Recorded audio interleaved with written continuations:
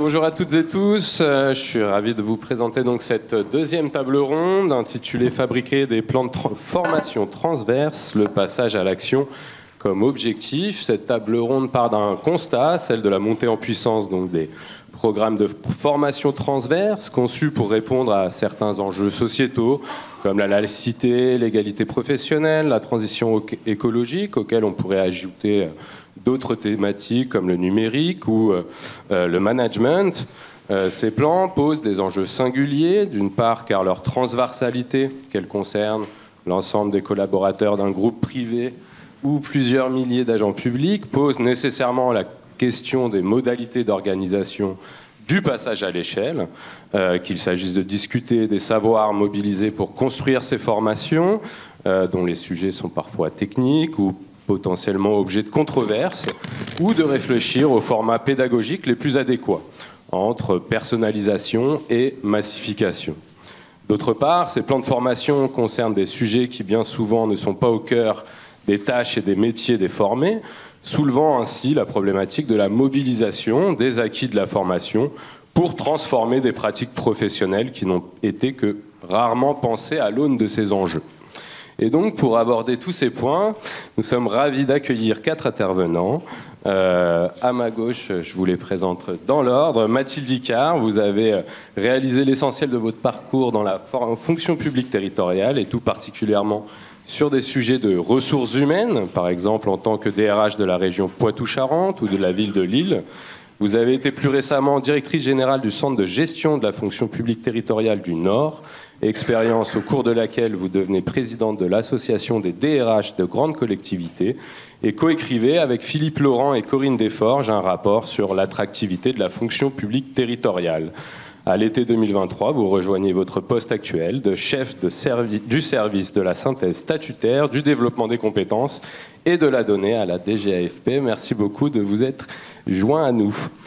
Alessia Lefebvre, je vais faire dans l'ordre. Alors Valérie Lemestre, bonjour. Votre carrière, on pourrait dire, a oscillé entre deux thématiques, l'accompagnement aux entreprises d'une part et les enjeux environnementaux d'autre part, ce qui vous a conduit à occuper des postes à la fois en centrale, notamment au ministère de l'écologie ou à la direction générale des entreprises ici à Bercy, dans les services ministériels déconcentrés ou dans des établissements publics comme la Chambre de commerce et d'industrie d'Île-de-France ou le commissariat général au développement durable. Vous vous tournez plus récemment vers la formation continue, d'abord en prenant la tête du Centre de valorisation des ressources humaines de Paris du ministère de la Transition écologique, puis depuis 2023, vous prenez la tête du programme Dièse SGPE de formation à la transition écologique des cadres supérieurs de l'État, un programme de formation qui a été beaucoup médiatisé, sur lequel je crois, vous nous donnerez quelques premiers retours extrêmement intéressants. Merci beaucoup d'être parmi nous aujourd'hui.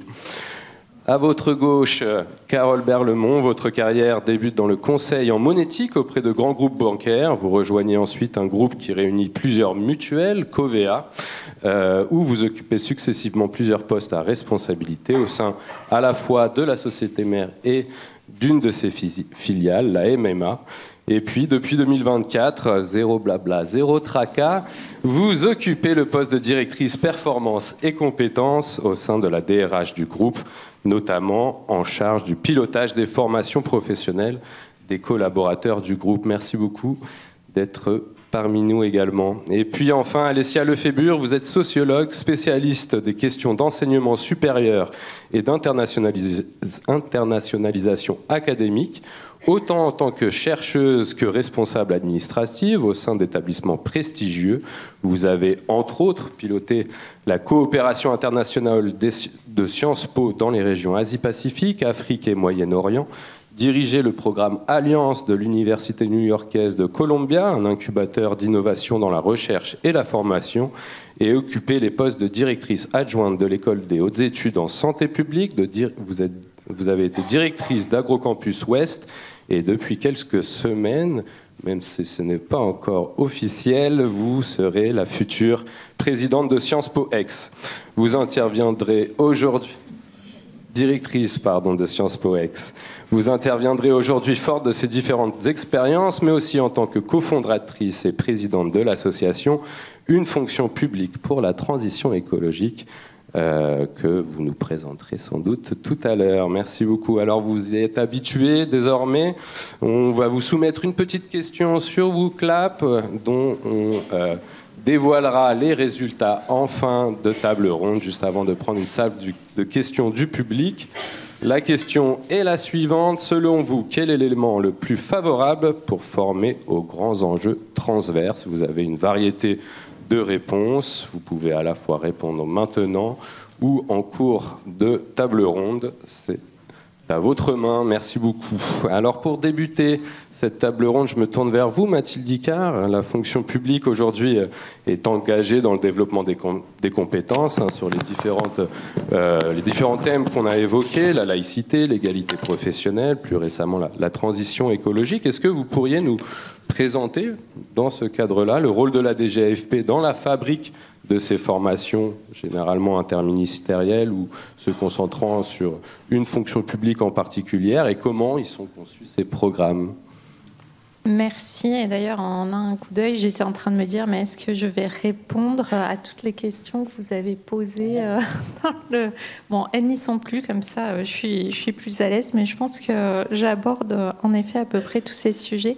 Merci déjà de nous associer à cette journée, avoir des temps d'échange et de dialogue autour de ces thématiques, c'est très précieux et ça nous nourrit aussi, nous, au sein de la DGAFP. Alors, je pense qu'à peu près, vu le public, je pense tout le monde connaît à peu près ce qu'on fait, ou pas forcément. Oui, enfin bon, je rappelle juste, donc, Direction générale de l'administration et de la fonction publique, dite DRH de l'État, tête de réseau interversant, donc pour l'ensemble de la fonction publique, historiquement plutôt une direction juridique, statutaire, qui a, au fil des années et de l'évolution d'ailleurs de la fonction ressources humaines, évoluer sur une fonction, comme je disais, de DRH de l'État. Le terme de DRH Group est revenu et revient parfois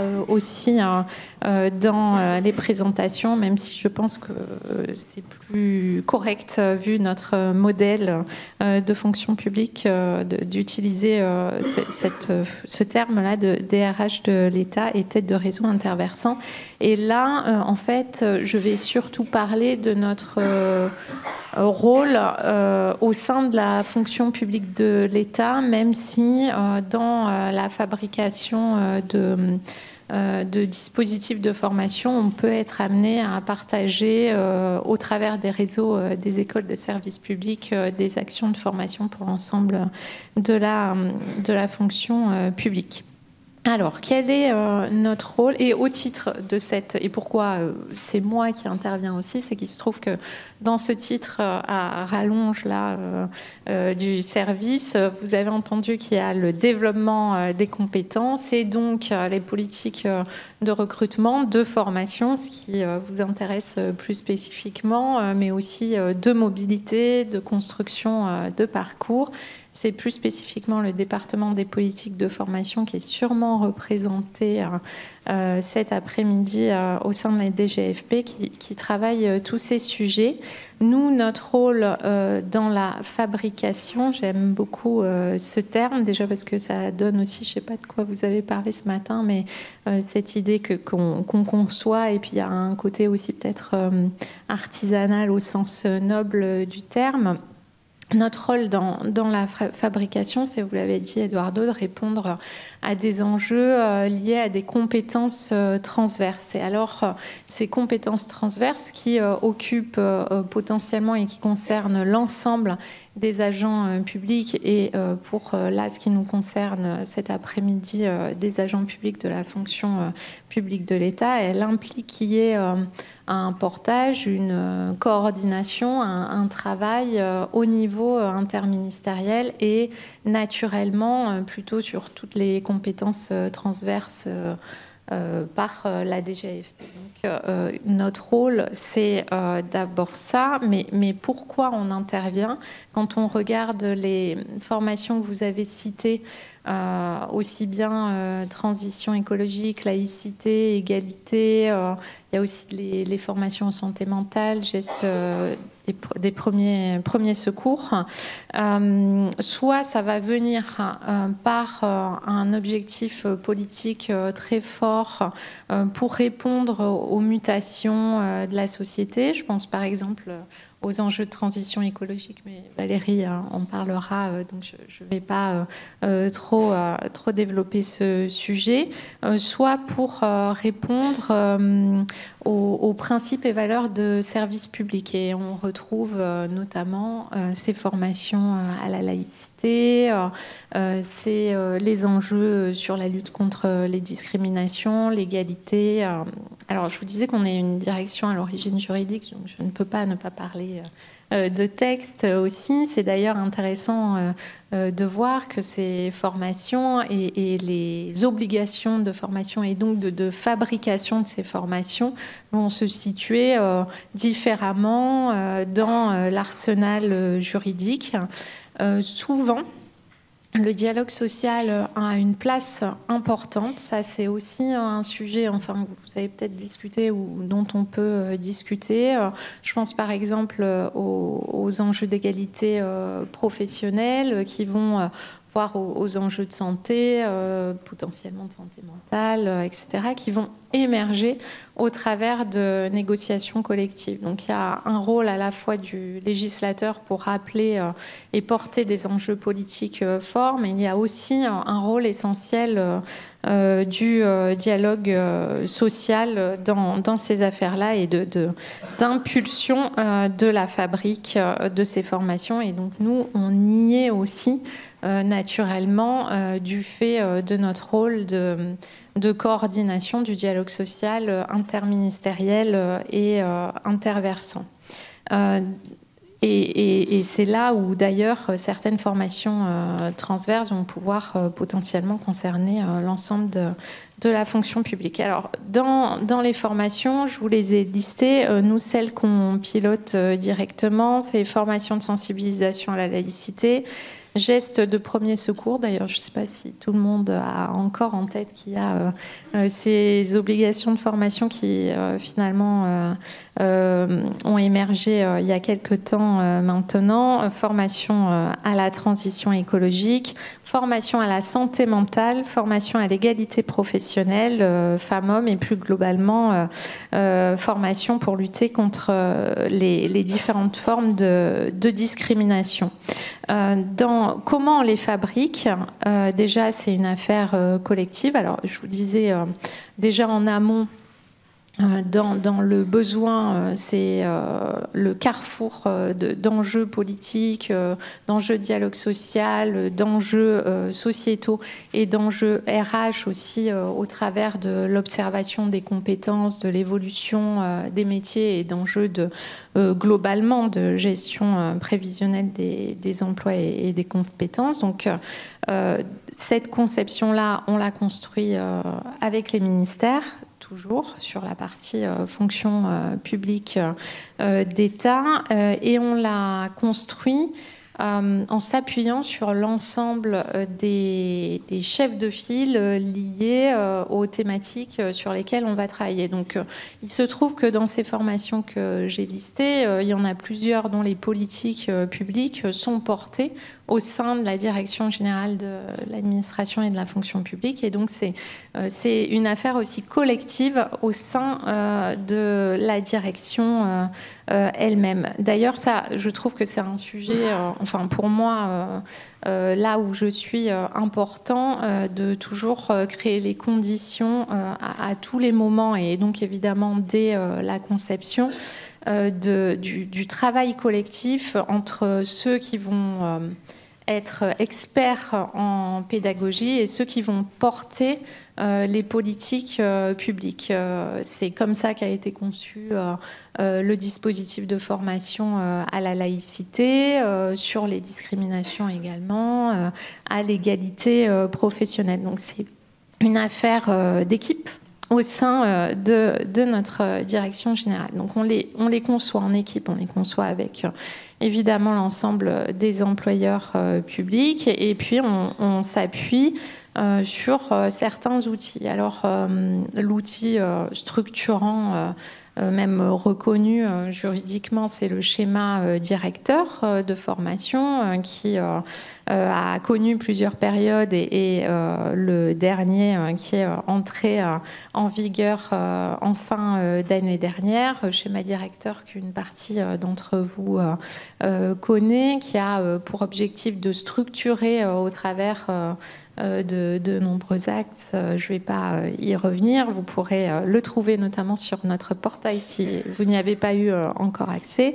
Structuré au travers de plusieurs axes, justement une réponse à tous ces besoins de compétences transverses qui vont ensuite être déclinés par les employeurs de la fonction publique de l'État. Donc ça, c'est l'outil de fond et stratégique que constitue le schéma directeur. Et puis ensuite, on a des outils en matière d'achat public, puisque ces formations que j'ai citées sont, pour la plupart d'entre elles, s'appuient en fait sur des marchés interministériels qui sont portés et impulsés par nous avec, selon les thématiques, d'autres directions chefs de file, et pour lesquels et sur lesquels l'ensemble des employeurs publics vont pouvoir tirer en fait des commandes et dispenser les formations. Un autre outil très précieux que vous connaissez tous, je pense, qui est la plateforme Mentor, avec l'enjeu justement de pouvoir héberger l'ensemble des formations lorsque la formation à distance est une réponse adaptée au travers donc de ces différentes collections. Je regarde ce que je m'étais noté aussi. Oui, et comment on conçoit aussi. Alors, comme toutes ces formations transverses, comme je disais, ce sont des réponses à la fois des principes de service public, des objectifs politiques et des évolutions sociétales. Forcément, tout le monde ne part pas du même point. Et donc, il est rare, évidemment, même je pense que ça n'a jamais eu lieu, qu'on parte d'une feuille blanche. Et donc, il y a aussi toujours des formations qui sont déjà mises en place avant la conception de ces formations transverses. Et donc ça, c'est aussi évidemment un enjeu pour nous de pouvoir s'appuyer sur les initiatives des employeurs qui ont déjà construit des formations, déjà des réponses, mais des réponses qui sont dans un environnement spécifique conçu pour leur propre métier. Donc à la fois utiliser ces éléments des directions métiers en l'élargissant dans une logique beaucoup plus transverse. Et puis après, il y a aussi l'enjeu du tronc commun, globalement autour de ces formations transverses. Nous fabriquons des formations qui doivent répondre aux besoins, on va dire, qui doivent répondre aux fondamentaux, donc à ce tronc commun, libre ensuite aux employeurs de construire des formations sur mesure, adaptables en complément de ce tronc commun. Et là où je pense que c'est intéressant, mais d'ailleurs on a pu sur la formation à la transition écologique, mais je n'en parle pas trop, s'inspirer de ce qui a été fait pour les cadres supérieurs de l'État pour concevoir les formations à venir pour l'ensemble des agents publics et toujours préserver, pour moi c'est ce qui me semble aussi important, à la fois notre volonté Et notre ambition et le principe du service public qui est d'avoir une égalité d'accès aux formations et donc à ces formations transverses et préserver donc la possibilité d'avoir des formations spécifiques qui viennent ensuite pour répondre aux besoins des métiers. Et j'ai peut-être déjà dépassé mon temps, peut-être d'ailleurs, je ne comprends pas comment marche, mais est-ce que... Oui, j'ai sûrement dépassé un petit peu mon temps. Je reviendrai en réaction sur la suite après. Merci beaucoup en tout cas d'avoir dressé ce beau panorama. Alessia Lefébure, je me tourne vers vous. Donc vous avez évoqué, Mathilde, le terme de besoin et donc la nécessité de faire émerger ces besoins.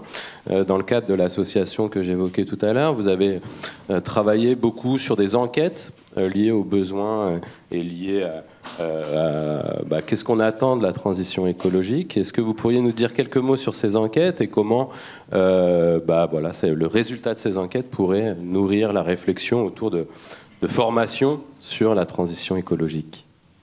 Merci. Alors, vous l'avez compris, en fait, aujourd'hui, on va vous parler dans cette table ronde beaucoup de transition écologique parce que c'est un très bel exemple d'une multitransversalité. C'est à la fois transversal par les compétences, c'est transversal parce que ça concerne à peu près tous les métiers, et transversal aussi parce que par la taille, enfin, il faut vraiment... les besoins de formation sont sans commune mesure avec des formations métiers plus spécifiques. Et donc, je vais vous ramener... alors c'est vrai que nous, on a la table ronde après le déjeuner, c'est jamais le plus facile. Je vais vous ramener en 2019, c'est pas si vieux que ça, dans l'IGPD qui est très fort en histoire me pardonnera pour ce choix de temporalité très courte, mais en tout cas déjà 2019, beaucoup de choses ont changé en matière de formation. Donc en 2019, à l'époque je travaillais à l'école de hautes études en santé publique et beaucoup d'anciens d'écoles de services publics, donc des hauts fonctionnaires en poste ou qui avaient fait d'autres choses, et puis des élèves en cours de formation de l'ENA, c'était encore l'ENA en 2019, et de l'EHESP, et puis d'autres formations, ont commencé à discuter de la nécessité de faire un peu de plaidoyer sous forme de tribune dans le monde sur la nécessité de former, d'intégrer davantage ces questions de transition. On parlait plus de transition environnementale en 2019. Je vous rappelle que c'est l'époque en fait où les rapports du GIEC commencent à être un peu plus grand public qu'ils l'avaient été. En fait, il y a une espèce de prise de conscience sociétale, un peu en décalage avec ce qui se faisait dans les formations statutaires. Et donc, ce collectif s'est constitué en même temps que beaucoup d'autres. Vous le savez, peut-être parmi vous, il y a des personnes qui font partie de collectifs de fonctionnaires, ou en tout cas qui rassemblent beaucoup d'agents de la fonction, des trois versants de la fonction publique, autour de ces questions, et même ceux qui n'étaient pas, les collectifs plus historiques, qui n'étaient pas sur les questions environnementales, commencent à l'inclure. Et donc, on a commencé par faire un peu un état des lieux, c'est basique, c'est un peu une méthode classique qui est quand même toujours la meilleure, faire un état des lieux, faire des enquêtes. On s'est tourné d'ailleurs vers le RESP, le réseau des écoles de services publics, pour qu'ils nous aident à diffuser des questionnaires aux différentes écoles, pour avoir un peu un état des lieux, une espèce de photographie de ce qui était déjà introduit dans les formations statutaires ou dans leur formation continue en matière de transition environnementale. Et puis on est passé vite à la compréhension qu'en fait il fallait interroger les agents directement. Donc on a fait un premier embryon de questionnaire qui est devenu depuis une enquête annuelle beaucoup plus robuste méthodologiquement, avec des questions qui s'étoffent d'une année sur l'autre. Et globalement, c'est juste pour vous dire qu'on a commencé vraiment à partir de la formation. Au début, notre envie était de se dire, est-ce qu'il y a un besoin de formation, et de formation à quoi? Et finalement, on a tiré un fil qui nous a amené à poser des questions beaucoup plus vastes, et qui, aujourd'hui, l'enquête, elle est en ligne, vous pouvez, tout est accessible, toutes les questions, les résultats, la synthèse, comme vous voulez, vous pouvez l'utiliser sur le site d'une fonction publique pour la transition écologique. En fait, on pose la question des perceptions des agents des trois versants de la fonction publique, donc territoriale, hospitalière, État. Perception de est-ce que leur administration est au rendez-vous en matière de déploiement d'actions pour la transition écologique. Et donc, la question de la formation est accessoire, c'est-à-dire c'est un instrument nécessaire pour que cette action soit réelle. Et donc, je le fais court, hein, mais globalement, on pourra y revenir si vous le souhaitez au moment des questions, mais les évolutions depuis 2019-20, quand on a commencé à poser les premières questions jusqu'à 2024, la dernière enquête, c'est assez simple. On se rend compte qu'au début, en 2019-20, les agents étaient formés, mais ils étaient formés le dimanche, le week-end, sur Internet, par leur groupe éventuellement associatif. Disons qu'ils se formaient par leurs propres moyens. Il y avait un intérêt, mais il y avait des ressources en ligne, mais ça ne se faisait pas. On me pardonnera les collègues qui sont dans les écoles de service public, mais à l'époque, il y avait peu. Et d'ailleurs, très vite, on a enchaîné sur la réforme du tronc commun. Amélie Montchalin, la DGFP, enfin, vous connaissez l'histoire, on a introduit un des piliers, dès le départ de la commande pour les écoles de service public, c'était de mettre un pilier dans le tronc commun, transition écologique. D'ailleurs, il y a eu débat pour savoir si ça devait être un pilier ou un sujet transversal aux autres piliers. Et tout ça pour dire qu'au début, il n'y avait pas forcément, il n'y avait pas cette formation inscrite dans les formations statutaires, ni dans la formation continue. Ça a beaucoup changé en 5 ans. Aujourd'hui, quand on leur demande où ils se sont formés, c'est très, évidemment, vous allez en parler beaucoup plus en détail, il y a eu depuis d'énormes avancées en termes d'inscription de quelque chose qui s'appelle formation à l'écologie ou l'environnement, au développement durable, peu importe, on y reviendra sans doute plus tard sur à quoi on forme vraiment. Mais il y a eu des choses. Donc les personnes ont reçu une formation. En revanche, étonnamment ou pas, en 5 ans, le niveau de déception, on va le tourner dans ce sens, ou de satisfaction, par rapport à comment est perçue l'action de leur administration en matière de mise en œuvre d'actions dans la transition écologique, le niveau de déception est le même, voire croissant. Évidemment, alors en fait c'est un faux paradoxe, évidemment plus vous formez, plus on prend le risque d'avoir un public qui monte en exigence. Et donc ceux qui nous disent oui on a été formés, oui on comprend mieux les mécanismes du climat, on comprend bien l'approche systémique, etc. Et donc on est en capacité de voir que les moyens d'action ne sont pas là. Donc ce qui émerge très clairement de la dernière enquête, c'est que il n'y a plus de demande, la demande ne porte pas vraiment sur les formations, même si on va y revenir, il y a un fort écart entre les catégories A, très bien formées, et les B, C, moins. Donc ça, c'est des discussions qu'on a eues avec le CNFPT, voilà.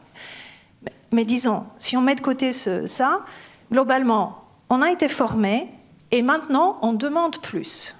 Et donc, qu'est-ce qu'ils observent ? Les détails de l'enquête sont sûrement plus précis que ce que je vous dis là, mais je simplifie à dessein. Globalement, je constate sur le terrain que pour mettre en œuvre des actions qui seraient véritablement en faveur d'une transition, les circuits sont lents, les budgets ne sont pas là, les ressources humaines ne sont pas là, il y a des contradictions entre politiques sectorielles, il y a des injonctions contradictoires, tout ce que vous pouvez connaître. Et donc, ce qu'on constate, c'est qu'on est, en fait, grâce à cette entrée formation, de quoi vous avez besoin, on nous dit on a besoin maintenant d'une formation, mais qui ne soit pas une sensibilisation ou une transmission de savoir. Ça a été beaucoup dit dans la table ronde d'avant. Ça, c'est pas ça qu'il nous faut. On a besoin de quoi ? De partage de pratiques, de compréhension des leviers réglementaires, compréhension des leviers financiers, des astuces, ce qu'on pourrait les appeler comme ça, pour rendre l'action possible. Et on y reviendra sans doute tout à l'heure. Ça, c'est vraiment ce qui émerge. Alors, ce qui émerge aussi, c'est que quand il n'y a pas ça, quand vous formez et vous ne mettez pas en condition d'agir, il y a risques psychosociaux, souffrances qui s'expriment parce que face à en fait, on voit mieux les obstacles. On prend conscience. Et donc, ce qui fait que, de façon assez cohérente avec tout ce que je vous raconte, depuis 2 ans, on observe que les syndicats, par exemple, s'emparent de ces questions, le dialogue social s'empare de ces questions, et il y a une espèce de conjonction, de convergence, on va dire, d'intérêts entre les questions de risques psychosociaux, de qualité de vie au travail et les questions de empowerment, donc en capacitation des agents, mais on y reviendra sans doute plus tard. Et en fait, ce qu'on peut dire aussi, c'est que en fait, je crois que quand on forme, il faut vraiment se poser la question, dès le départ, de cette espèce de prise de risque que je dois accepter quand je décide une formation en tant que dirigeant, en tant que RH, qu'ensuite les personnes formées demandent plus. Et puis, parce que former, je suis étonnée qu'on ne l'ait pas encore dit, parce qu'en général, on commence les conférences par les définitions. Mais enfin, je crois qu'on n'a pas encore abordé la définition de formation, mais formation, c'est un process, c'est un processus, quel que soit après le champ que vous prenez, le champ disciplinaire, mais vous donnez forme à quelque chose, vous permettez, c'est un processus qui permet de créer quelque chose, de créer une identité, de donner une identité professionnelle à quelqu'un, etc. Donc, ce processus, c'est une prise de risque pour celui ou celle qui le enclenche, parce que ça veut dire que je génère forcément, quand on dit passer à l'action, je génère forcément une demande de... action, c'est aussi en capacitation, c'est donc analyse critique, etc. Donc je crois qu'il faut le penser en même temps et non pas se dire « Ah zut, voilà, j'ai ouvert une boîte de Pandore et je ne sais plus comment la maîtriser, mais on pourra y revenir plus tard. » Et les résultats de l'enquête, je vous invite vraiment à vous en saisir éventuellement aussi et vous en emparer parce qu'on a mis aussi des verbatims en ligne, il y a beaucoup de choses, c'est une matière très riche aussi pour les chercheurs éventuellement. Merci beaucoup. Alors Mathilde Icard et Alessia Lefébure ont annoncé votre intervention. Valérie Lemaitre, toute la salle est en attente. Est-ce que vous pouvez évoquer donc comment a été pensé et construit ce plan de formation à la transition écologique des cadres supérieurs de l'État et quels étaient peut-être surtout les objectifs. On a vu ce matin que les objectifs étaient importants à fixer avant de fabriquer une formation. Est-ce que vous pouvez revenir sur ces points, s'il vous plaît? Merci. Merci Eduardo, et puis merci pour cette présentation qui ne met pas du tout la pression, donc voilà, je vous en remercie. Je voudrais revenir sur 3 mots que vous avez évoqués. Il y a pensé, il y a construit et il y a quels objectifs. Et c'est vraiment très en écho avec l'intervention d'Alessa. Tout d'abord, penser. Je pense qu'elle a été cette formation, alors je ne suis pas dans la tête de Stanislas Guérini qui a voulu cette formation, mais je pense que cette formation a été pensée en réaction. Elle a été pensée en réaction notamment aux dispositifs de formation qui ont émergé, qu'on a tous déployés, connus post-Covid, notamment les grands dispositifs de formation à distance avec des grands webinaires sur la laïcité, sur l'égalité femmes-hommes, en se disant on touche du monde, mais quel est notre impact et est-ce qu'on atteint l'objectif de changer les comportements? Voilà, donc il y a eu cette première, je pense, cette première volonté de changer un petit peu les choses. Ensuite, le constat, c'est que nos modes classiques de fonctionnement, à la fois de conception de formation, mais aussi de conception de l'action administrative et de gouvernance, n'avaient pas atteint leur objectif. On a eu le Grenelle de l'environnement, des chartes pour l'environnement, on a des conférences environnementales, on a eu tout un tas de modalités de faire travailler l'administration avec les partenaires publics et privés depuis ces 10-15 dernières années. On a différents outils administratifs avec différents plans d'action, des stratégies, même parfois nationales. Mais pourtant, il y a le décalage entre l'action de l'administration en tant que moteur et acteur public au sein de la nation, et son impact réel. Donc, est-ce qu'on est à la hauteur des enjeux? Force est de constater que probablement pas. C'est pas un scoop, on n'y est pas. Donc, je pense qu'il y avait de ce constat une analyse qui disait il faut faire quelque chose qui n'a pas encore été fait, et cela passe par la formation. Alors, on parle beaucoup de formation. Moi, je vous dis tout de suite, pour moi, ce qu'on a fait sur la transition écologique relève plutôt de la sensibilisation que de la formation. Voilà. On ne devient pas écologue en 24 heures ou 36 heures ou une semaine, mais en tous les cas, on est sensibilisé à des sujets. Voilà, ça, je tenais à le préciser. Mais donc voilà, il y avait ce constat de il faut faire quelque chose de différent, et ce quelque chose de différent, c'était effectivement de faire un programme de formation de l'ensemble de la fonction publique, de l'ensemble des agents, toutes catégories confondues, pour transformer, en fait, faire une prise de conscience à un instant T, dans un temps ramassé, celle d'une mandature, sur l'ensemble des collègues de fonctionnaires. Alors, je ne vais pas prendre l'aphorisme de Mao en disant on nettoie les étagères par le haut, mais on a commencé par la haute fonction publique. Donc il y a eu tout d'abord la formation des cabinets, des cadres, des directeurs, directrices d'administration centrale, puis une deuxième étape qui est celle de la formation des cadres supérieurs, les 25 000 dont on va parler, et puis une dernière étape, mais peut-être la plus importante et celle qui est porteuse d'enjeux, dont va s'occuper l'équipe de Mathilde, qui est la formation des 2,5 millions d'agents. Donc tout ça est un triptyque, et il faut analyser l'ambition à la hauteur de ce triptyque et à la hauteur de l'enjeu. Donc voilà, c'est un peu la démesure du programme. Alors, pour rentrer ouvrir un petit peu le capot, parler de la construction du parcours, l'analyse de tout ça était, et notamment de l'effet parfois un peu inadapté des webinaires, c'est-à-dire de dire on va faire du présentiel. Et on va ramener l'homme ou la femme face à ses congénères pour avoir un échange direct. Et on va ramener des scientifiques, pour que les scientifiques puissent dialoguer avec l'administration. Parce que jusqu'à présent, il y a peu de moments d'échange, il y a des moments de confrontation, ça passe souvent par des études d'impact, des analyses d'experts, et puis des décisions qui contrarient et qui se terminent parfois devant les tribunaux. Donc l'objectif, c'était de ramener en fait ce dialogue science-administration, de faire du présentiel en petits groupes de 12. Et là, dans la tête de tous les formateurs, on commence à faire des divisions, 25 000 divisé par 12. Et là, on voit que ça va être un gros problème logistique. Et de faire de cette formation, de doter de cette formation d'un caractère obligatoire. C'est-à-dire que c'est un passage obligé. Et pour en rajouter une petite couche, on porte ce dispositif au statut de politique prioritaire du gouvernement.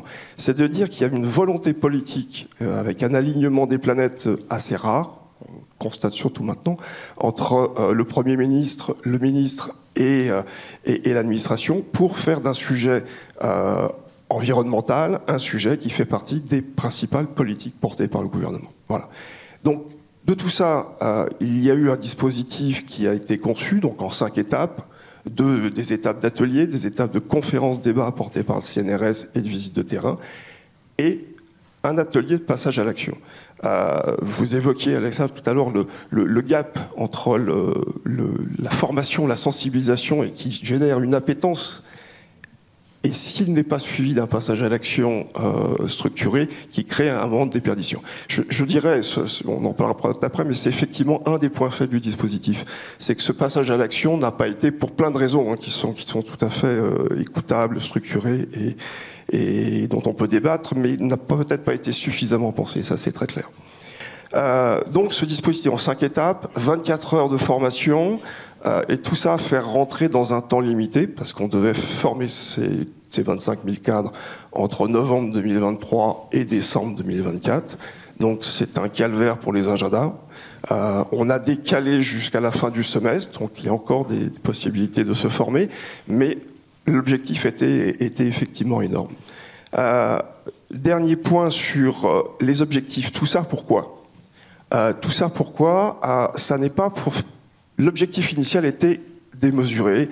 Je vais faire une citation qui est approximative, mais l'objectif était de transformer la façon de concevoir et d'appliquer les politiques publiques. Il faut vous rendre compte de la pression que ça met sur un dispositif. C'est absolument déraisonnable. Je pense que le premier point était effectivement de créer une prise de conscience collective que la transition écologique et tout ce qu'elle entraîne, ce n'est pas une opinion, ce sont des faits scientifiques. Et je le dis dans cette maison, qu'il sera plus difficile de négocier avec une molécule de carbone que de négocier avec la direction du budget. Ceux qui ont déjà essayé avec la direction du budget savent que c'est pas évident. Donc voilà, il y avait ces objectifs-là. Ensuite, il y avait quelque chose qui est un peu caché. C'était d'équiper en fait les managers pour les préparer à accueillir leurs agents qui vont ensuite aller en formation et qui vont revenir avec des attentes et les mettre en capacité de gérer cette transition managériale qui inclut la transition écologique. La transition écologique fait partie des grands domaines de la transformation managériale. Et l'objectif final de tout ça, c'était de faire, et est encore de faire, de l'administration d'État et de l'ensemble des 3 fonctions publiques le moteur de cette transition écologique à l'échelle du pays. Voilà. Donc, j'irai pas beaucoup plus loin sur ces aspects, mais je pense qu'on aura l'occasion de revenir dans la deuxième partie. Merci beaucoup. On a beaucoup, du coup, parlé de la formation à ces enjeux transverses vus du monde public. Carole Berlemont, je me tourne vers vous. Est-ce que vous pourriez nous dire comment ils sont appréhendés un petit peu vus du monde privé, et en l'occurrence vus de Covea? Comment sont mis en place les sensibilisations, la formation à ces enjeux transverses qui touchent évidemment aussi les entreprises privées? Selon quelle logique et quelle construction? Oui, tout à fait. Bonjour à tous. Juste un petit rappel, le groupe Covea, c'est l'union de 3 marques, GMF, MAF et MMA.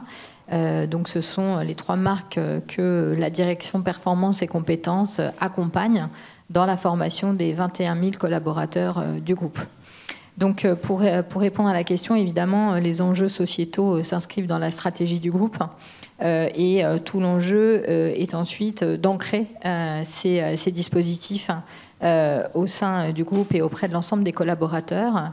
Donc pour ce faire, en termes de démarche, on passe par un questionnement somme toute assez classique de rend-on ces formations obligatoires ou pas, répond-on à des enjeux de sensibilisation ou au contraire d'accompagnement sur le terrain de certains acteurs auprès de nos directions métiers. Bien sûr, nous sommes soumis à des contraintes budgétaires, comme tout à chacun. De quelle nature sont-elles? On a aussi des collaborateurs qui sont dans des zones géographiques différentes.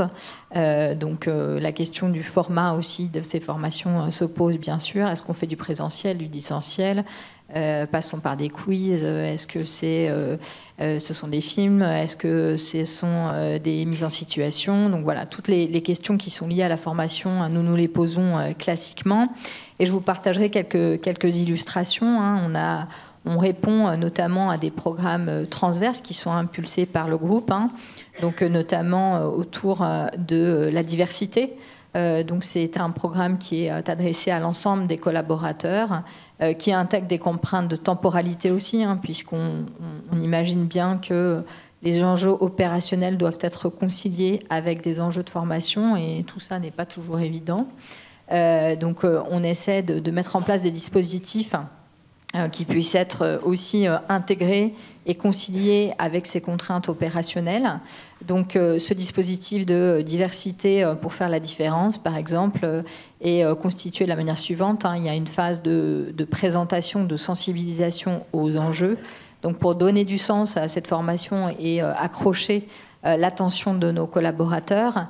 Et puis après, on propose des modules sur des thématiques très différentes qui constituent tous les éléments autour des enjeux de diversité. On a de la même manière un programme transverse autour de la RSE qui s'appelle 30 minutes pour le climat, qui est aussi à l'adresse de l'ensemble des collaborateurs du groupe et qui a des fins de sensibilisation. Et pour ceux qui le souhaitent, d'autres modules sont mis à disposition des collaborateurs pour creuser la notion. Parmi les modalités pédagogiques, on va avoir aussi des modalités pédagogiques qui s'adressent à des populations plus ciblées. Par exemple, à travers la Fondation des femmes, on adresse les questions de harcèlement de rue, par exemple. Donc, à travers ce dispositif, on permet à la gente féminine d'être sensibilisée à ces problématiques-là, de savoir les identifier et les mettre en situation pour pouvoir réagir de manière efficace face à ces problématiques.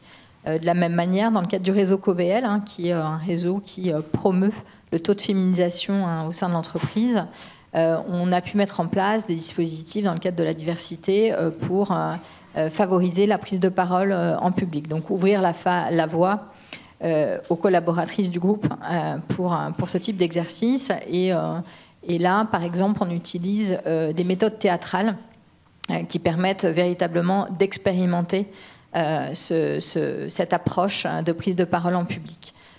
Donc elle s'adresse à toutes les collaboratrices du groupe, qu'elles soient de chargées en relations clients par exemple jusqu'au poste de directrice. Donc on élargit véritablement ce dispositif à l'ensemble du public féminin.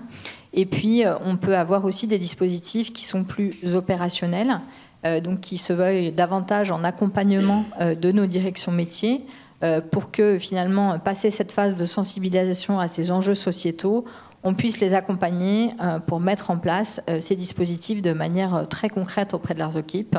Donc, par exemple, on a un dispositif qui accompagne les directions métiers sur comment incarner en fait et décliner une politique RSE au sein de mon équipe. Donc, c'est très concret, très opérationnel. Et là, on emporte davantage de succès que sur des formations obligatoires de sensibilisation, par exemple. Et puis aussi auprès de directions comme les directions autour du pro et entreprise et des métiers de la souscription, dont on sait que l'exercice de leur activité est très en lien avec les impacts, notamment écologiques. Et donc là, on les accompagne sur comment intégrer en fait ces impacts écologiques dans le rôle qui est le leur, notamment en termes de conseils au quotidien. Donc voilà, c'est quelques illustrations de la manière dont on questionne les sujets, mais qui, somme toute, encore une fois, n'est pas très originale, et l'attention qu'on porte selon le public adressé et les contraintes associées pour pouvoir proposer des dispositifs autour de ces enjeux sociétaux. Merci beaucoup. Alors, on a beaucoup parlé du coup de la fabrique de ces formations. Évidemment, une fois qu'elles sont fabriquées, il faut aussi les déployer, les suivre, éventuellement les évaluer, comme on le verra dans la dernière table ronde. Mathilde Icard, vous avez beaucoup parlé du coup de la co-construction avec les ministères de ces programmes transverses de formation. Est-ce que vous pouvez aussi développer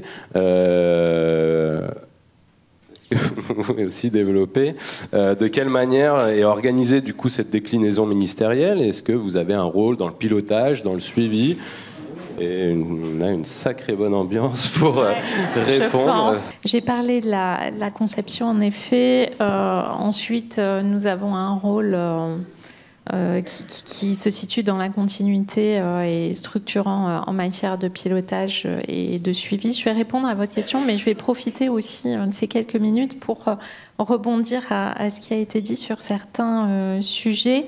Donc en termes de pilotage, un pilotage classique avec dans la continuité de la phase de conception avec l'ensemble des ministères concernés au travers de groupes de travail, de réunions qui font vivre à la fois les dispositifs spécifiques formation transverse, mais aussi bien sûr avant tout le chapeau commun qui est la déclinaison de ce schéma directeur de formation. Ce qui est parfois un peu difficile, mais il y a une autre thématique par la suite, c'est le suivi et l'évaluation, et puis aussi le suivi statistique.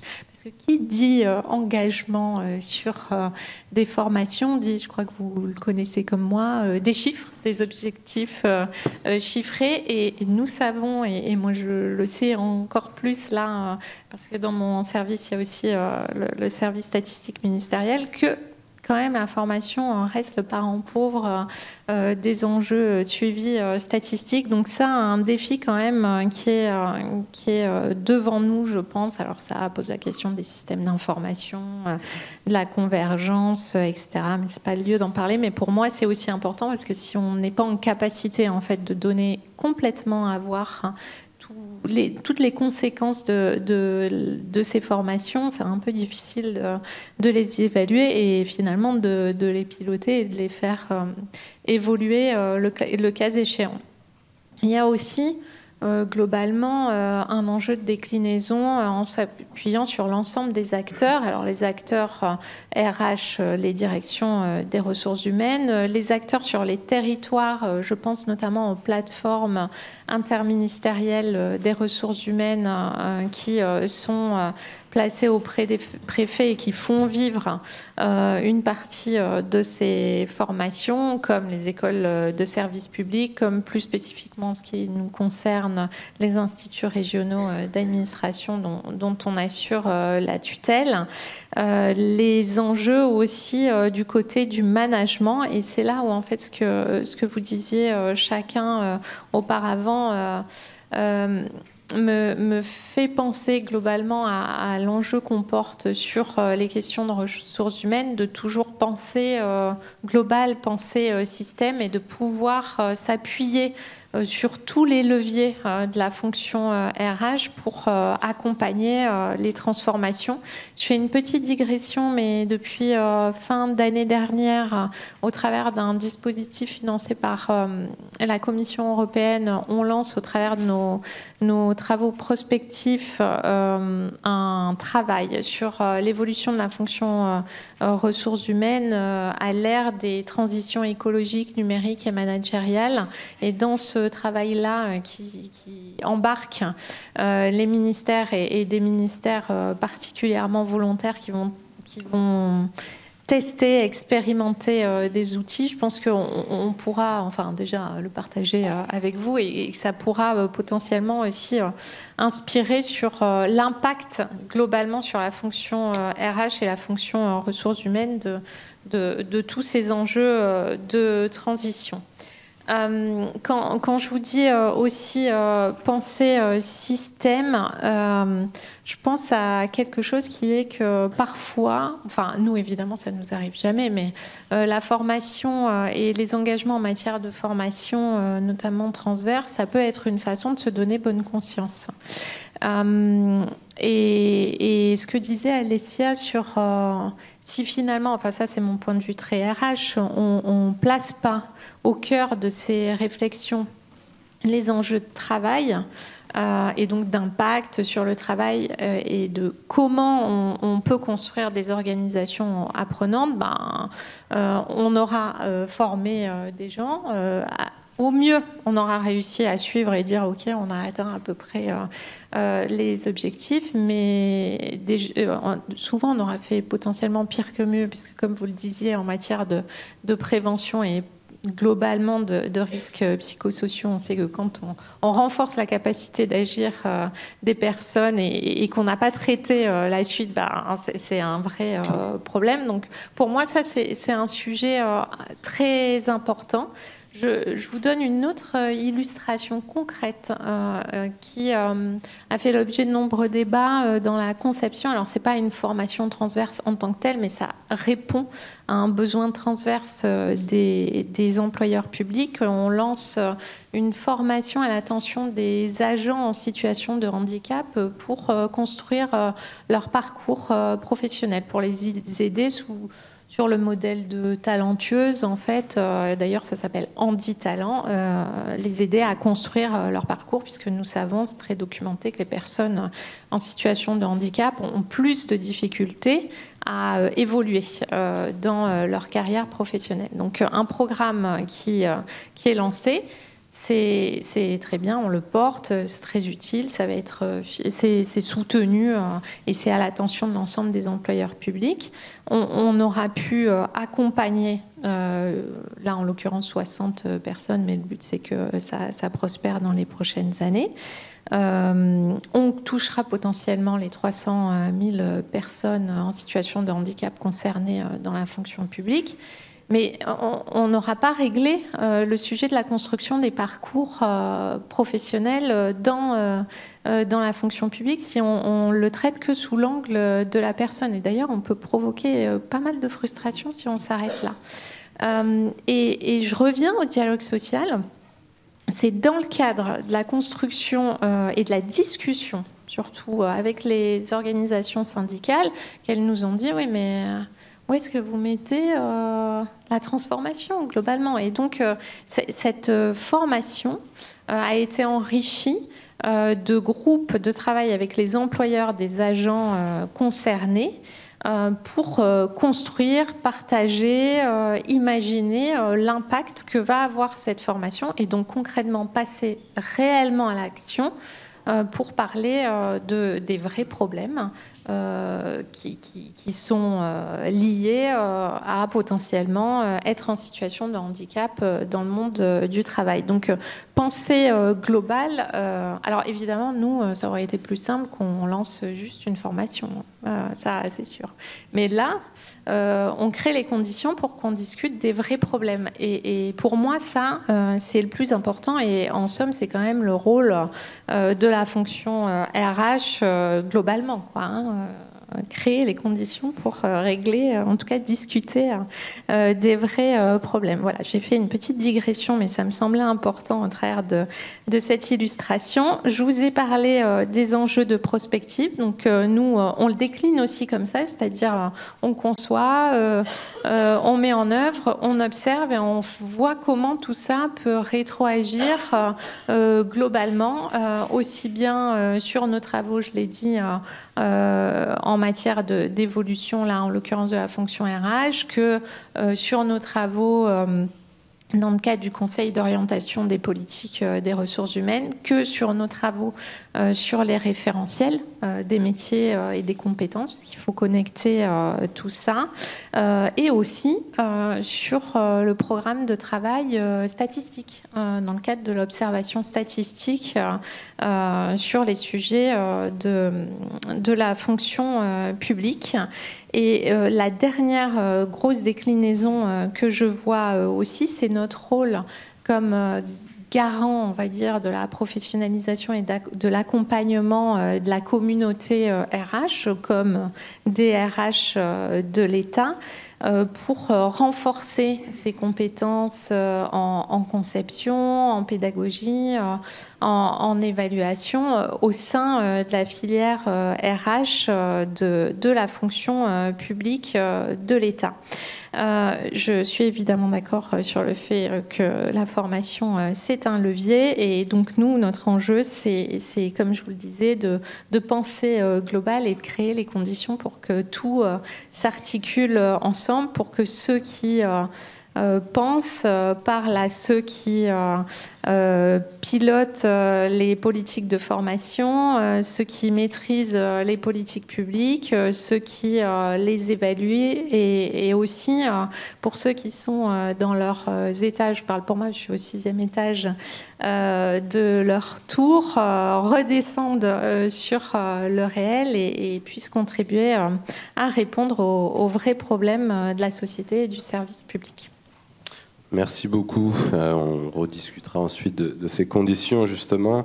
Mais juste avant, Valérie Lemaître, après 1 an et demi donc, de programme, un programme qui arrive bientôt à sa fin, si j'ai bien compris. Est-ce que vous dressez déjà un état des lieux et est-ce que vous avez déjà eu des retours sur ce programme qui pourrait être potentiellement voilà, le fruit de réflexions sur ce qu'on pourrait faire à l'avenir ? Alors oui, les retours, le rétexte qu'on peut en faire porte sur plusieurs points. Tout d'abord sur qu'est-ce que ça implique en tant que service chargé de déployer une formation de ce type-là, quel que soit le sujet. C'est une charge énorme. C'est-à-dire qu'il faut, et je pense que pour ce projet-là, elle a été sous-estimée pour des raisons d'urgence, etc. Mais c'est une charge extraordinairement lourde et en termes d'organisation, de coordination d'une équipe projet qui finalement comporte plusieurs dizaines de personnes en interministériel, avec des partenaires type CNRS, INSP, prestataires. Et cela nécessite du temps, des personnes, un suivi des indicateurs aussi, qui sont extrêmement forts, et puis la capacité à résoudre des problèmes de logistique de dernier kilomètre. Tel intervenant pose problème, là on a un blocage au niveau de telle région parce que madame le préfet ou monsieur le préfet souhaiterait ceci, cela. Tout ça, c'est des choses qui remontent dans la structure de pilotage et auxquelles il faut apporter des réponses. Donc, et parce que c'est important et parce que ça conditionne le bon déroulement et l'objectif de la fin. Donc tout ça, c'est quelque chose qui avait probablement été un peu voilà, pas anticipé à ce point-là. Ensuite, il y a le sujet vous parliez de l'impact et des indicateurs, c'est en fait qu'est-ce qu'on veut atteindre comme objectif. Et là, dans les objectifs que j'ai évoqués tout à l'heure, on voit qu'il y avait des choses qui étaient de l'ordre de la grande déclamation. changer la conception et la fabrication et l'application des politiques publiques. Ok, mais c'est faire peser beaucoup de responsabilités sur une formation aussi qualitative ou imparfaite qu'elle soit. Enfin, voilà, une formation s'inscrit dans un écosystème de leviers, d'acteurs, et c'est l'ensemble de cette chaîne d'écosystèmes et d'acteurs qui va faire en sorte qu'on va atteindre l'objectif. Et la formation est un élément parmi d'autres. Et elle ne peut se suffire elle-même à cet objectif-là. Donc voilà, il y a se poser la question dans l'évaluation de ce qu'on veut mesurer, de ce qu'on peut mesurer, et puis surtout se poser la question, on part d'où? Quel est l'état initial? Comment mesurer une progression sur un sujet, quel qu'il soit, si on n'a pas mesuré l'état zéro des personnes qui entrent en formation? Ce qu'on n'a pas fait, évidemment. La seule chose qu'on est capable de savoir, c'est combien d'ingénieurs et combien de gens ayant une formation administrative sont rentrés dans le dispositif. C'est un peu juste. Voilà. Donc, par contre, ce qu'on peut mesurer, c'est combien de personnes, parce que ça, tout service de formation sait le faire, mesurer le nombre d'ateliers, le nombre de conférences, le nombre de participants, et puis leur taux de satisfaction. Voilà. Mais après, c'est encore un peu juste pour évaluer une politique publique. Ça fait partie des points, des points d'amélioration si on a un rétex à faire sur ce type de dispositif pour sa transférabilité sur d'autres politiques publiques. Donc c'est se poser la question dès le début, c'est quels sont mes objectifs réels et atteignables et mesurables. Et avec ça, mettre en place effectivement un dispositif de suivi de l'impact et pas seulement du déploiement et de la satisfaction. Alors, sur ce dispositif-là, on a vu une telle pression politique que c'était quelque chose qui était qu'on n'a pas eu le temps d'anticiper. Et peut-être que si on avait eu le temps, on n'aurait pas été au bout de l'exercice d'ailleurs. Voilà, mais bon, ça c'est encore autre chose. Donc voilà sur un peu les retours par rapport au rétex, aux enseignements. Dans les points positifs, il y a le fait d'avoir assis la démarche sur en gros il y avait un groupement d'appui scientifique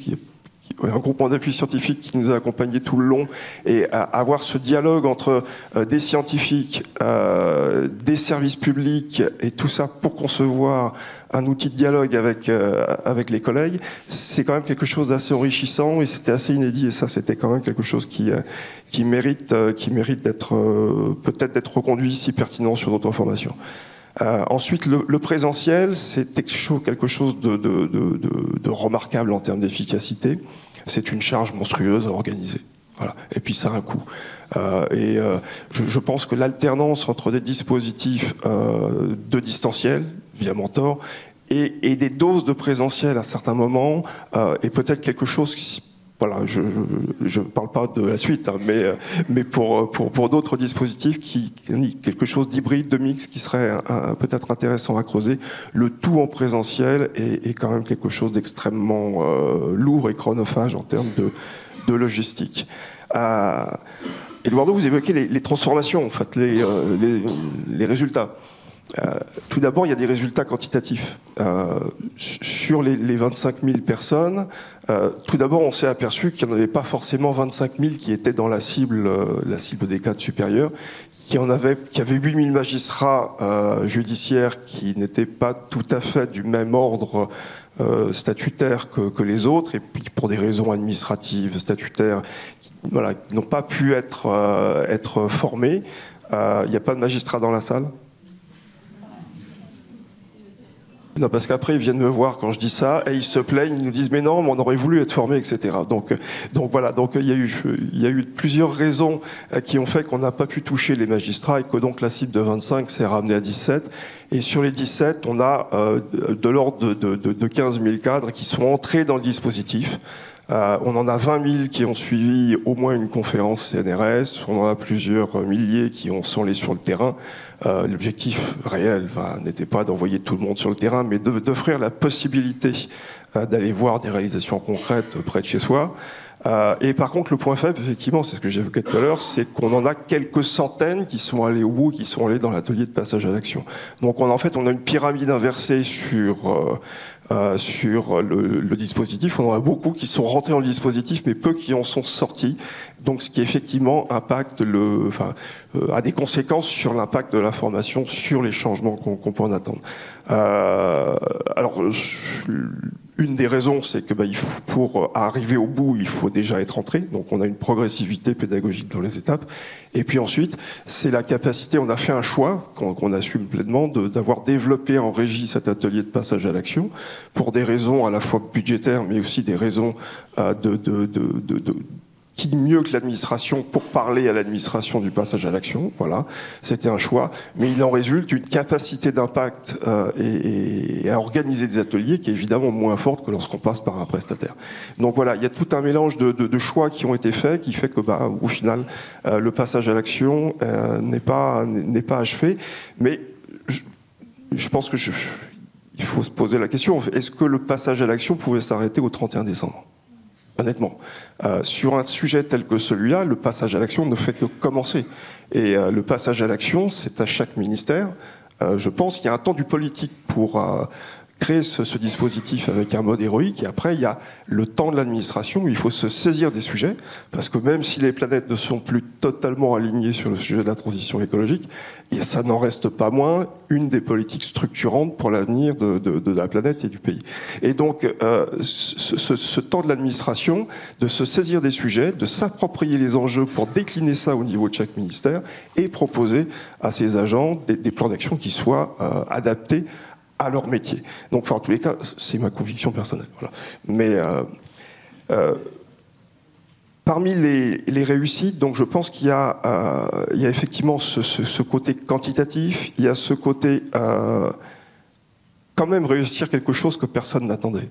Parce que si on se reporte 2 ans en avant, je pense qu'il n'y aurait pas grand monde pour avoir cru qu'on atteindrait ce type de résultats. Les résultats sont imparfaits. Tout est imparfait, mais les résultats sont là et ça suscite de l'intérêt. Et on a des pays étrangers, des entreprises qui viennent voir et qui nous posent la question comment vous avez fait, etc.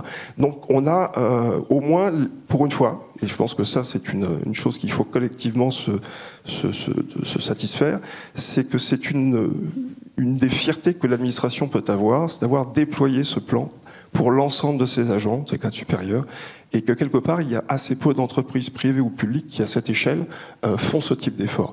Alors, est-ce que ça suffit ? Non, bien évidemment, mais en tous les cas, dans ces temps un peu d'administration bashing, je pense que ça fait quand même partie des points dont on peut tous s'enorgueillir, parce que c'est un travail collectif, vraiment, de tous les ministères et des partenaires. Voilà. Merci beaucoup. Alessia Lefébure, je me tourne vers vous. Il y a quelques pistes qui ont déjà été évoquées sur les conditions qui permettent ce passage à l'action à partir de la formation, notamment le fait de l'inclure dans un écosystème d'action pensé, réfléchi. Est-ce que pour vous, il y a des conditions, des leviers plus spécifiques justement pour réussir ce passage à l'action ? Il y a des conditions dont on a déjà parlé ce matin, mais peut-être que tout le monde n'était pas aux tables rondes du matin. Donc certaines conditions sont propres à toutes les formations, au-delà de l'écologie.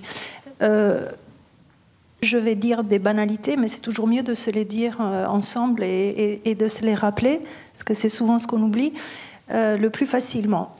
Si vous voulez qu'une formation donne lieu à une capacité à agir, il faut mettre les gens en situation. Ça a été beaucoup dit ce matin, ça a été redit aujourd'hui. Si c'est toute l'approche par compétence, c'est-à-dire vous ne transmettez pas un savoir, mais vous assurez que la personne sait agir à partir de ce savoir. Donc, si vous voulez que les agents ressortent d'une formation, quel que soit le contenu, sciences du climat ou autre chose, approche systémique, il faut à un moment donné que dans cette formation, il y ait une mise en situation. Donc, la première condition, c'est de montrer à la personne formée qu'elle peut faire. Il faut lui faire faire 1 fois, 2 fois, 3 fois, et c'est comme quand vous faites, je ne sais pas s'il y en a qui font du yoga. Il y a parfois des positions en yoga qui semblent, on se dit jamais je vais réussir à me mettre avec les pieds en Poirier. Et en fait, souvent, la première fois, on vous accompagne en fait, pour vous montrer que votre corps y arrive. Et donc, une fois que vous l'avez fait une fois, deux fois, vous avez moins peur. Enfin, c'est des choses assez évidentes, mais s'il n'y a pas cette phase de mise en situation qui permet à l'agent de savoir qu'elle peut faire, c'est déjà... on ne fait pas de mise en capacitation. La deuxième condition, c'est que c'est peut-être spécifique à la transition écologique, mais pas exclusif. Ça vaut pour tous les chantiers transversaux, pour tous les grands chantiers transversaux, c'est que vous n'agissez pas seul. Vous agissez en faisant alliance avec d'autres acteurs. Or, c'est là que nous avons exprimé souvent des préconisations pour cette formation qui s'est déployée. Se former avec ses pairs, ça ne me dit pas avec qui je vais ensuite agir sur un territoire. Donc, nous avons un système administratif qui est organisé bien pour qu'on soit toujours avec les gens comme nous, par grade, par type de ministère, etc., sectoriel. Mais en fait, ce n'est pas ceux-là que je dois mobiliser pour faire la transition sur un territoire. Donc, on pense que si on veut mettre les agents en capacité d'agir sur des questions comme la transition environnementale, écologique, il faut prendre l'échelle territoriale et mettre ensemble des gens qu'on n'a pas l'habitude de former ensemble. Je vous prends... Est-ce qu'il y en a de la fonction publique hospitalière? Très bien, donc je prends un exemple de l'hôpital. Sur un territoire donné, le directeur ou la directrice d'hôpital doit comprendre comment fonctionne la médecine de ville. Ça, en tant que patient, vous le comprenez. Et donc, aujourd'hui, dans la formation des directeurs d'hôpital et directrices, il n'y a pas tellement de temps avec la médecine de ville. On ne sait pas comment ça s'articule les deux. On l'apprend théoriquement, mais les acteurs ne se connaissent pas. De même que les personnes de l'ARS vont être de la fonction publique d'État et pas hospitalière. De même que sur un territoire, si vous voulez, par exemple, vous voulez faire la gestion des déchets de votre cantine à l'hôpital, vous travaillez avec des ONG. Mais les ONG n'ont pas été formées à l'EHESP, ni encore moins dans d'autres écoles de services publics. En fait, ce sont des mondes qui, je ne parle même pas du secteur privé, ce sont des mondes qui se côtoient sur un territoire, qui doivent apprendre à travailler ensemble, mais à aucun moment on leur a dit, voilà un système d'acteurs. Ils n'ont pas tous fait de la sociologie des organisations. On ne leur a pas montré comment concrètement utiliser ces alliances pour agir et aller plus loin. Voilà. Donc ça, c'est pour moi la deuxième condition, c'est-à-dire les mettre en capacité, non seulement je sais faire, je peux faire, deux, je sais avec qui faire et quelles alliances mobiliser. La troisième condition, c'est très spécifique à la fonction publique, du fait du statut, c'est que vous expliquez ce qui se passe au niveau du climat et de l'environnement. Le fonctionnaire ou l'agent de la fonction publique, du secteur public, comprend que c'est dans l'intérêt général. Et après, il se trouve confronté à devoir de loyauté, obéissance, réserve éventuellement, parce qu'on peut imaginer que ça soit de la propagande politique, etc., pour les écologistes. Voilà. Obéissance, en tout cas, et loyauté, si on ne réexplique pas, moi je pense que c'est quelque chose de très important dans cette assistance, si on ne réexplique pas le cadre, si on ne crée pas un cadre, il faut un cadre, hein. Il ne faut pas dire il n'y a pas tout ça, le statut on l'abandonne, et les obligations et les droits et les devoirs on les abandonne, non. En revanche, il faut sans doute le réinterpréter si on a conscience que les questions transversales du monde de 2025 sont des questions qui demandent l'innovation. Et qui dit innovation dit remise en question de ce qu'on nous a appris et de ce qu'on nous a demandé de faire. C'est une attitude. Il y a un physicien italien qui s'appelle Carlo Rovelli qui un jour a dit le métier du scientifique, c'est un révolutionnaire. Dans le sens où la démarche scientifique, c'est de douter du savoir pris pour acquis. Eh bien, il faudrait en quelque sorte que nos formations adoptent un peu la même posture et s'autorisent à permettre à l'agent sur le territoire, dans un cadre très bien défini, de contester éventuellement ce qu'on lui demande de faire, si il ou elle comprend que c'est complètement à l'encontre de ce qu'il a appris en formation de sensibilisation. Voilà. Et ça paraît simple à dire comme ça, mais il y a, beaucoup d'autocensure beaucoup de craintes. On observe que c'est plus fort dans la fonction publique d'État que dans la territoriale ou dans l'hospitalière, pour des raisons historiques, voilà. Mais je pense qu'il faut que, comme Mathilde disait, la fonction RH doit avoir déjà l'anticipation de toutes ces conséquences. Celle-ci est importante aussi, c'est-à-dire repréciser. Je suis agent de la fonction du secteur public, je suis fonctionnaire, je suis bien encadré par un certain nombre de textes, j'ai une déontologie, mais je peux me permettre ça à ce moment donné parce que c'est nécessaire, compte tenu du fait, et je viens à mon dernier point, sur les questions climatiques, sur les questions écologiques, sur les questions migratoires, sur les questions d'intelligence artificielle, on est sur des sujets, les Anglais, ont cette belle expression « I don't have a clue ».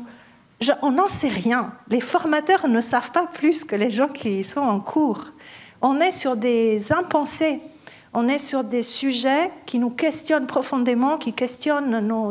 Alors, les scientifiques connaissent bien leur science, chacun dans sa discipline, bien séparée, mais les réponses, aujourd'hui, personne ne les a.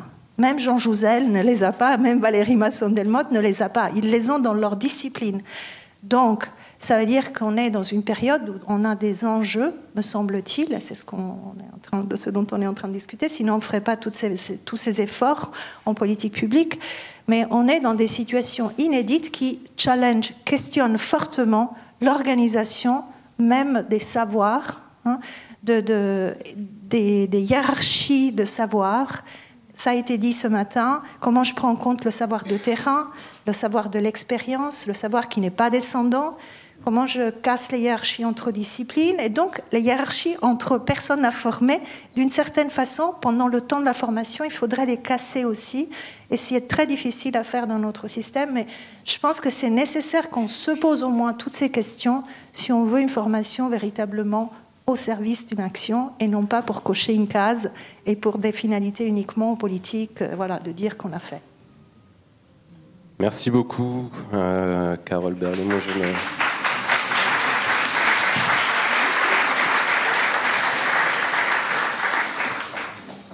Merci. Je me tourne vers vous pour savoir comment ça se passe au sein d'un groupe comme Covea pour suivre, pour piloter justement ces formations transverses. Est-ce que vous avez trouvé des concordances avec ce qui a été dit et dans quelle chaîne de valeur se situent ces formations transverses ? Alors, le déploiement en fait s'opère de manière différente selon les objectifs poursuivis. Comme je le disais tout à l'heure, il y a des formations qui peuvent être rendues obligatoires.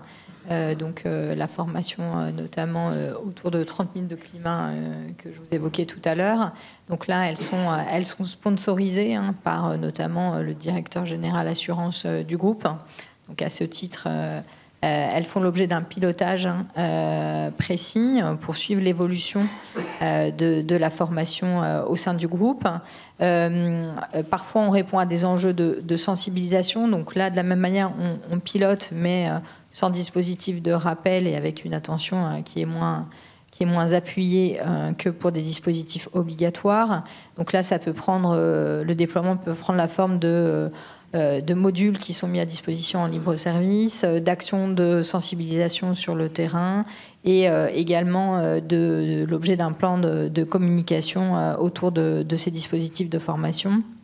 Et puis, comme j'indiquais tout à l'heure, et comme vous le précisiez aussi, l'important, c'est de répondre à des besoins aussi terrain et très opérationnels, et comment, à un moment donné de la formation, on donne le bâton du relais à des directions opérationnelles pour pouvoir véritablement se saisir de ces sujets-là.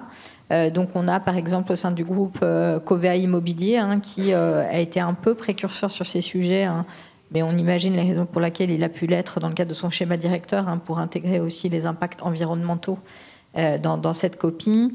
Et puis aussi volontariste, pour exemple, la fresque du climat a été adressée à l'ensemble des collaborateurs de Covea Immobilier.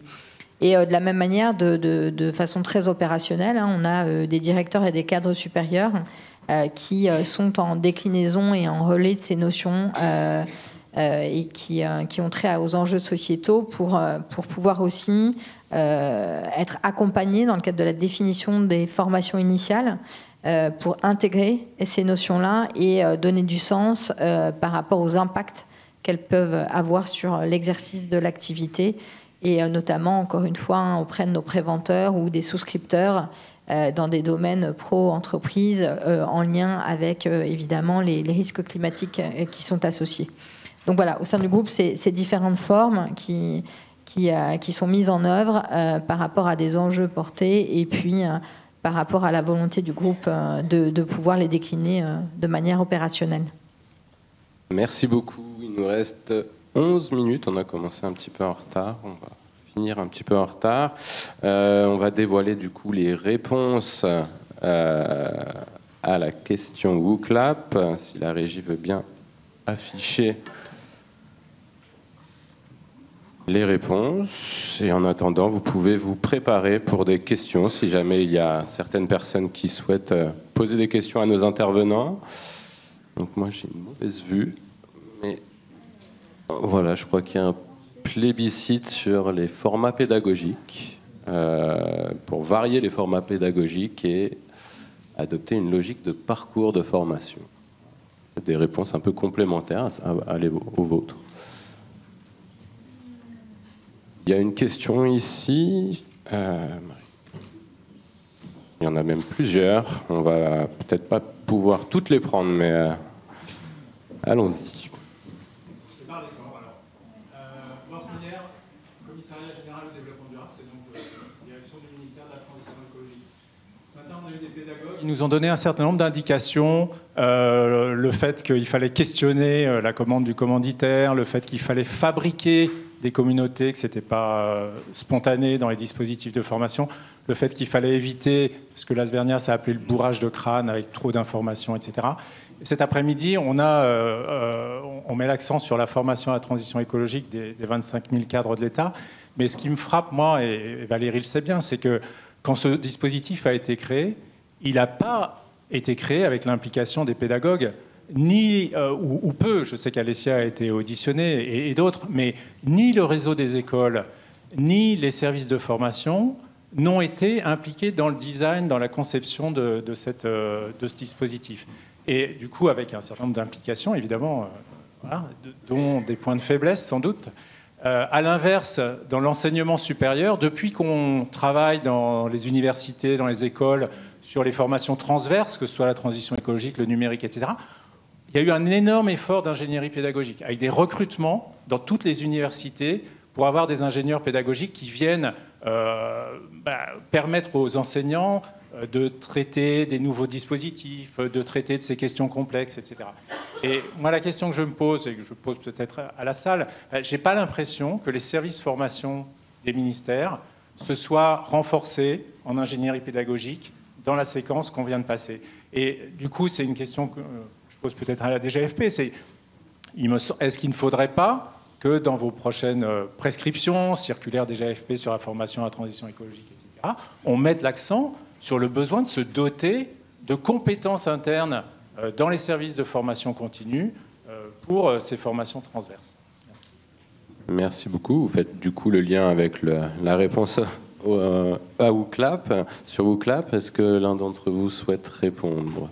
Moi, je peux contribuer à la réponse d'un point de vue global, au-delà de la formation à la transition écologique. Quand je parlais de notre enjeu de professionnaliser la filière RH, il y a notamment ça, c'est clair. Mais comme aussi bien remettre dans la boucle la formation managériale, enfin la fonction managériale sur ces affaires-là. Enfin bon, il y a beaucoup de leviers possibles, mais la question de l'ingénierie pédagogique et du renforcement au sein des services RH, elle est forcément au centre des actions possibles. Après, c'est très variable selon les ministères, c'est un sujet, nous, qu'on a toujours aussi en tête pour les instituts régionaux d'administration aussi.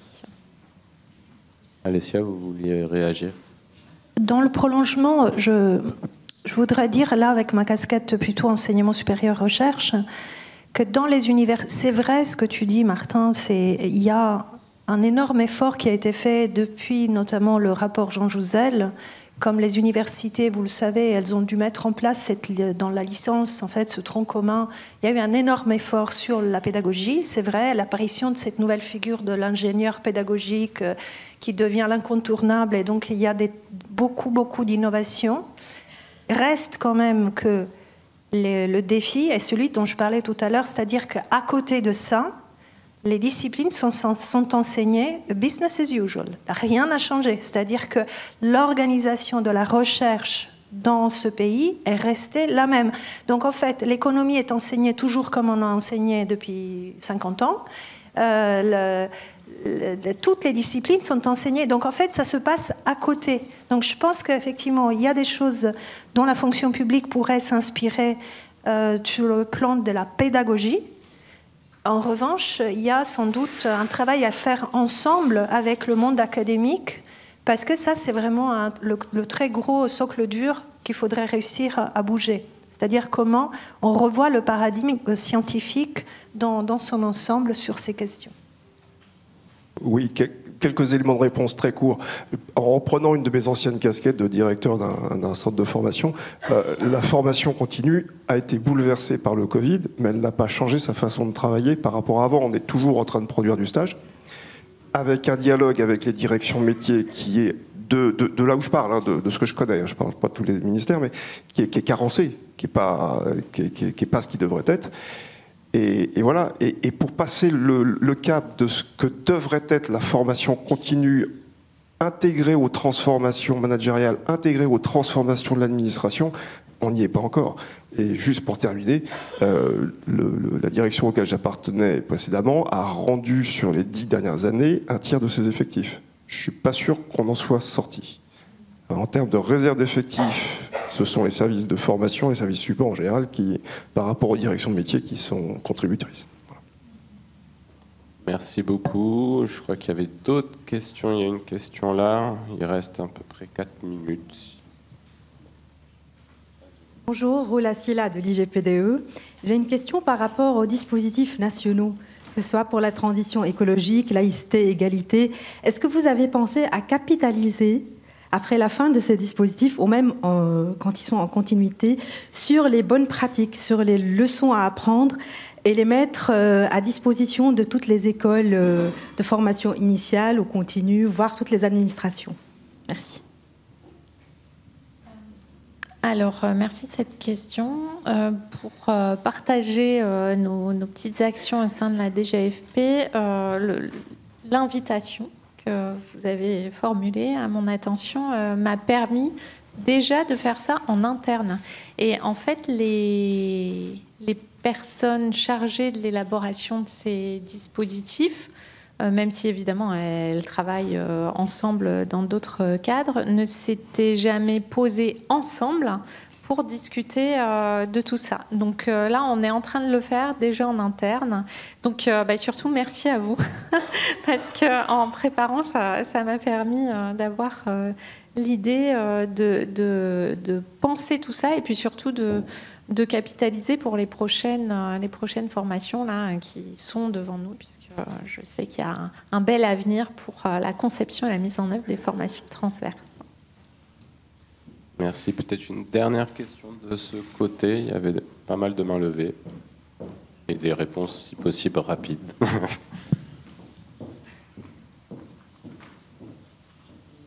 C'est pas tant une question qu'un modeste témoignage d'une responsable de formation d'un petit service sur la formation de transition écologique. Moi, je travaille dans un service qui fait des applications informatiques.